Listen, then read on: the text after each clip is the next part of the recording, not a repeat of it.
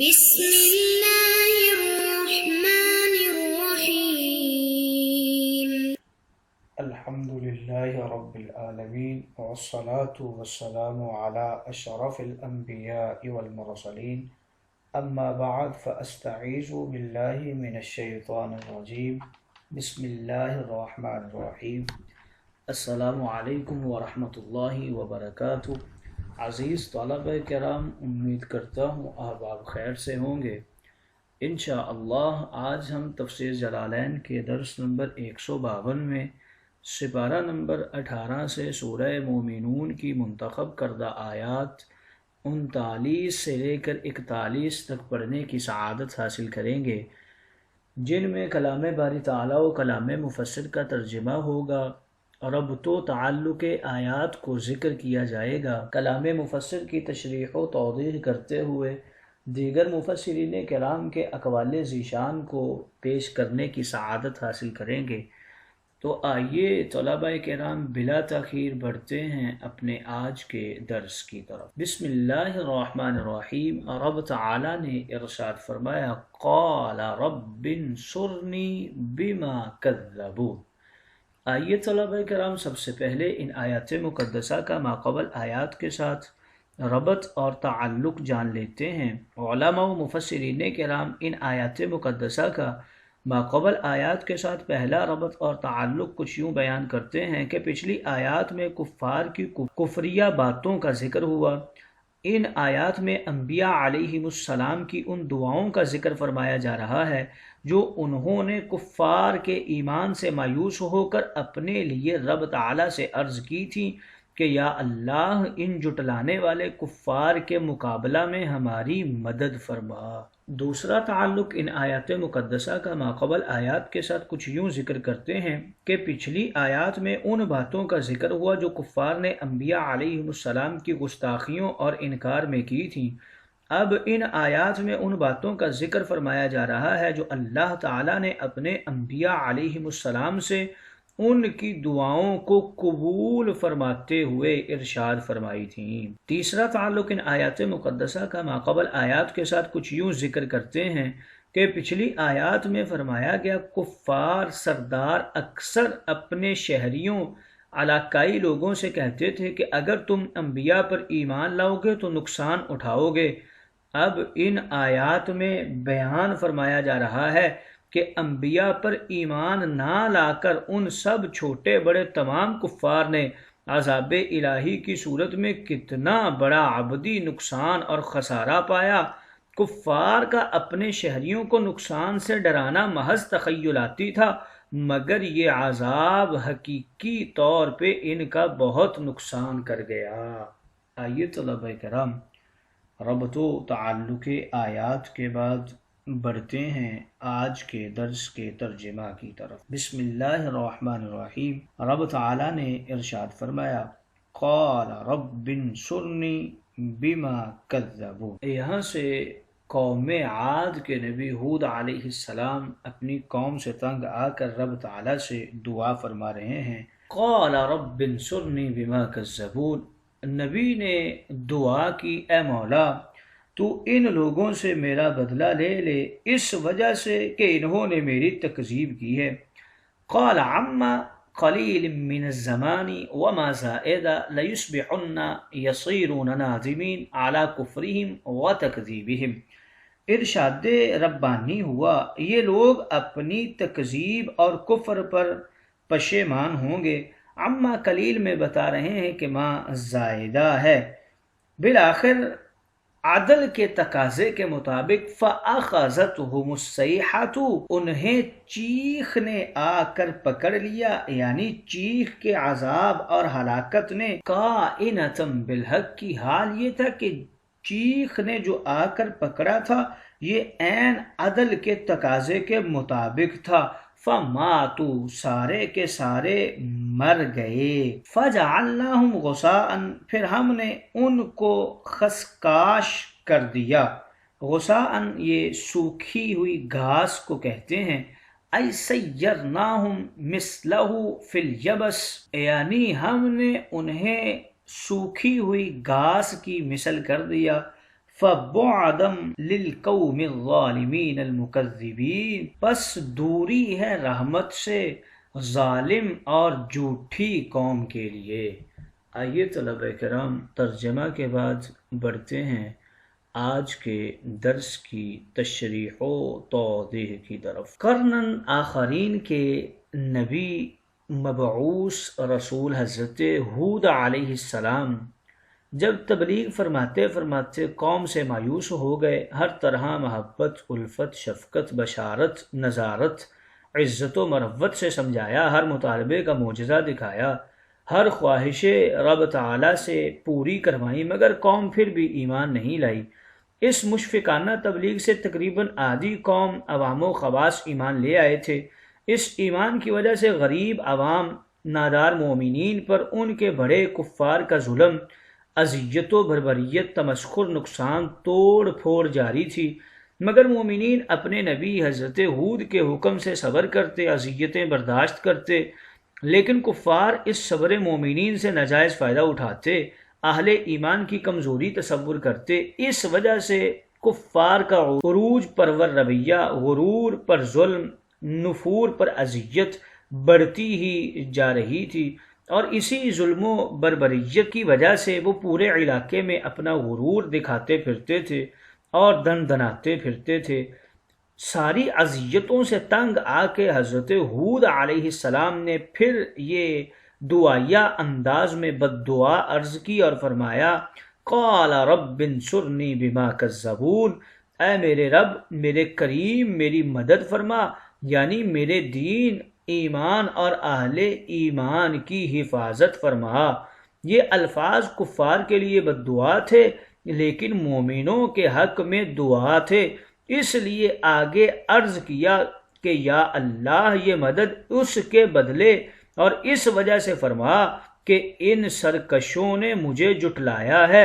اور میرے جٹلانے سے ہی ان کے ظلم و غرور ہیں، چونکہ نبی کو جٹلانا یہ تکذیب الہی و الہیات ہے، اور پورے دین حق قدرت برحق حکمت پیغام ایمانی کو جٹلانا ہے، اس لیے آپ نے بما کذبون پر اکتفا فرمایا۔ حالانکہ تکذیب نبوت اور گستاخی رسالت سے تقریباً 10 چیزوں کی تکذیب ہو جاتی ہے۔ توحید باری تعالیٰ کی تکذیب ہو جاتی ہے، معبودیت وحدہ لا شریک کی، کلام وحی کی، شریعت الہی کی، نبوت انبیاء کی، تبلیغ و تعلیم تربیت دینی کی، حق کی حقانیت، دیگر تمام انبیاء علیہم السلام کی، تقوی و طہارت، عبادت و خشیت ربانی کی، قدرت و حکمت معجزات اور حشر و نشر قیامت کی۔ ایسے ہی کسی بھی نبی کی تکذیب اور گستاخی سے تقریباً 7 برائیوں کی حمایت و تائید ہوتی ہے۔ ابلیس و شیطان کی عادتیں شیطانیہ کی، ہر طرح کے کفر کی، بت پرستی کی، شرکیہ عقیدوں کی، کفر و فسق کی، ظلم و غرور کی، بدکاری و بدکرداری کی، اور فساد فی الارض کی۔ اس لیے ان تمام برائیوں کے خاتمے کے لیے اس قسم کی بد دعا ضروری تھی کہ یہ بد دعائیہ دعا بھی ہر نبی کی ذمہ داریوں میں سے ایک ذمہ داری اور تبلیغ حق کا ایک حصہ ہے، کیونکہ باطل کو مٹانا اور مٹوانا اسی طرح اشد ضروری ہوتا ہے جس طرح حق اور اہل حق کو بچانا۔ حق کو بچانے اور باطل کو مٹانے میں زمین و آسمان کی اصلاح اور اہل سماوات و ارض کی فلاح ہے۔ بات مٹانے کے 8 طریقے ہیں: بد دعائے عذاب سے، جہاد و فتوحات سے، تعلیم دینی اور تربیت ایمانی سے تعداد مومنین بڑھا کر، کفر و فسق کے علاقہ، زمینیں اور مکانات اہل ایمان کے خریدنے، ایمانی بستیاں بسانے سے، اہل ایمان کی تجارتی کامیابیوں کو اور معاشی قوتوں کو حاصل کر کے کفار کو تجارت میں کمزور کرنے سے، علماء، فقہا، صوفیہ، اولیاء اللہ کا اپنی تحریر و تقریر کے ساتھ، اولیاء کاملین کا تزکیہ نفس کے ساتھ، حکومت و سلطنت اسلامی کے ذریعے قوانین قرآن و حدیث اور احکام اسلام جاری کر کے۔ رب تعالیٰ نے جب حضرت ہود علیہ السلام نے یہ بد دعا کی، رب تعالیٰ نے ارشاد فرمایا، قال عما قلیل لیصبحن نادمین، کہ اب سے تھوڑی مدت بعد ہی البتہ یقیناً کفار جو اپنے کفر و غرور کے ساتھ خواب مخمور مدہوش میں پڑے ہوئے ہیں، صبح سحر کے وقت ہی عذاب الہی، ہلاکت آسمانی، سزائے ناگہانی کو دیکھ کر پچھتاتے ہوئے نادم اور شرمندہ ہو کر گھبرائیں گے، روئیں گے، گڑ گڑائیں گے، تب توبہ ایمانی کے لیے پکاریں گے، مگر آپ تک پہنچنے کی مہلت نہیں پائیں گے۔ اس بشارت و قبولیت کو سن کر حضرت ہود علیہ السلام اور تمام مومنین اسی عبادت گاہ میں عبادت شکرانہ کے لیے مشغول نماز و ذکر ہو گئے۔ پھر وقت سحر آیا اور تمام کفار کے اوپر عذاب طاری ہو گیا، مگر اہل ایمان کو ذکر، فکر، سجدہ، رکوع، عبادت، شکر میں ایسے مشغول اور ہماتن گوش کر دیا گیا کہ ان کو عذاب کا پتہ بھی نہیں لگا کہ سب مومن چیخ پکار کی آواز سے پروف کر دیے گئے، سب اپنی عبادت میں ہی مشغول تھے اور کفار خواب غفلت میں تھے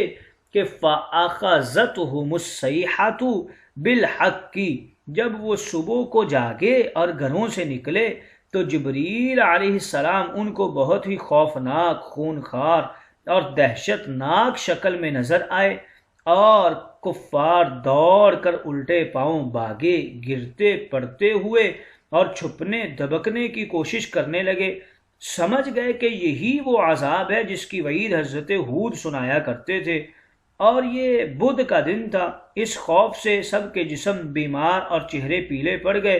اس تکلیف سے روتے کراہتے ہوئے باہر نکلے، سارا دن ندامت و پریشانی میں پھرتے رہے،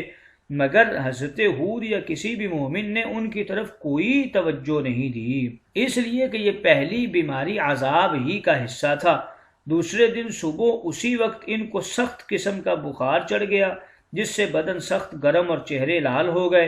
اور شدید کمزوری ہو گئی، مگر ابھی بھی وہ اکڑ، وہ تمسخر اور وہ مسکرانا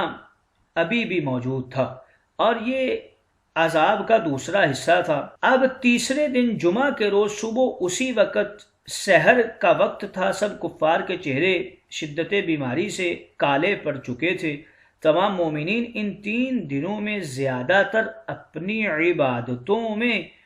مشغول رہے اور کافرین اپنی بیماریوں کے اندر مشغول رہے۔ پھر چوتھے دن ہفتہ کے روز بوقت اشراق، جب سب کفار اسی بیماری نکاہت سے، کچھ لوگ اپنے اپنے گھروں میں پڑے تھے اور باقی تمام کافر ایک گھر میں جمع پڑے تھے، کہ حضرت جبریل نے چیخ ماری جس کی گونج آسمان و زمین کے چاروں طرف سے آئی، جس سے پہاڑ ٹوٹے،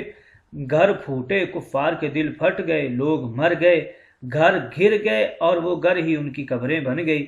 کچھ باہر صحن میں مردہ پڑے رہ گئے تاکہ ان کو مرا ہوا پڑا دیکھا جا سکے۔ یہ لاشیں بھی بہت ہی دن تک پڑی رہیں، یہاں تک کہ فَجَعَلْنَاهُمْ غُثَاءً، پھر کچھ عرصے تک ہم نے ان لاشوں کو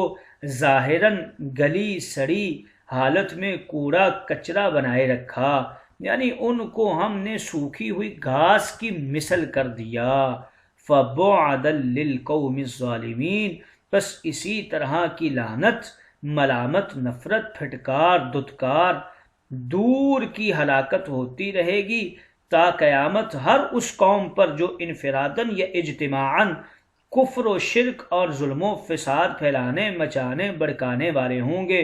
اور اللہ کی زمین پر اللہ کے احکامات کو جٹلانے والے ہوں گے۔ آئیے طلبہ کرام، مفسرین کرام ان آیت مقدسہ میں کچھ اقوال کرتے ہیں۔ بما کی با میں 3 قول ذکر کرتے ہیں۔ یہ با سببیہ ہے اور معنی ہے اس کی وجہ سے،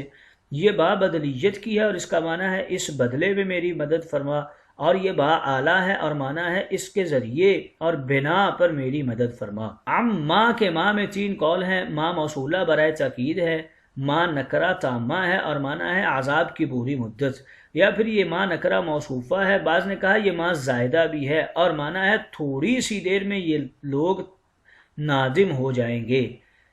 لَيُصْبِحُنَّ کی قراءت میں 2 قول ہیں، اکثر نے کہا یہ باب افعال سے فعل ناقصہ ہے اور بعض نے کہا یہ لَتُصْبِحُنَّ اسے پڑھا گیا ہے اور یہ قراءت شاذ ہے۔ بالحق کی کے معنی میں 3 قول ذکر کرتے ہیں، اکثر نے کہا اس کا معنی حقیقی ظاہری چیخ سے، اور بعض نے کہا اس کا معنی تقدیر مبرم کا فیصلہ ہے، اور بعض نے لکھا ہے بالحق کی کا معنی عدل و انصاف سے۔ الصیحہ کے معنی میں کچھ اقوال ذکر کرتے ہیں، بعض نے کہا غیبی چیخ، اور بعض نے کہا شور و غل، اور بعض نے الصیحہ کا معنی مطلق عذاب لیا ہے۔